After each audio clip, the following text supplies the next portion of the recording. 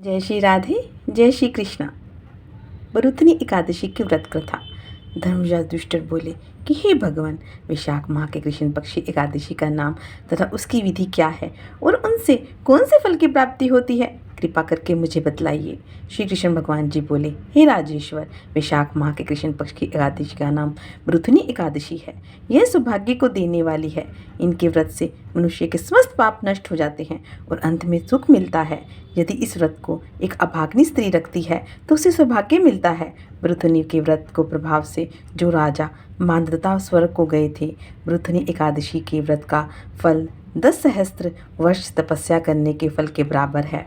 उत्तर में सूर्य ग्रहण के समय जो एक बार स्वर्ण दान करने से फल मिलता है, वही फल बरुथनी एकादशी के व्रत को करने से मिलता है। बरुथनी एकादशी के व्रत से मनुष्य इस लोक परलोक दोनों में सुख प्राप्त करता है और अंत में स्वर्ग को जाते हैं।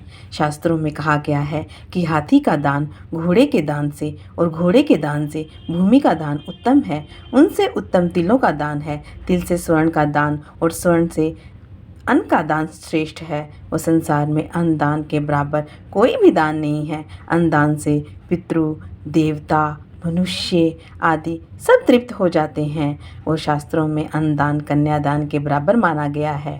बरुथनी एकादशी के व्रत से अन्न तथा कन्यादान का फल मिलता है। जो मनुष्य लाभ के वश में होकर कन्या का धन ले लेते हैं, वे प्रलय के अंत तक नरक को पड़े रहते हैं और उनको अगले जन्म में बिलाव का जन्म ग्रहण करना पड़ता है। जो मनुष्य प्रेम से एवं धन सहित कन्यादान करते हैं, उनके पुण्य को चित्रगुप्त भी लिखने में असमर्थ हो जाता है।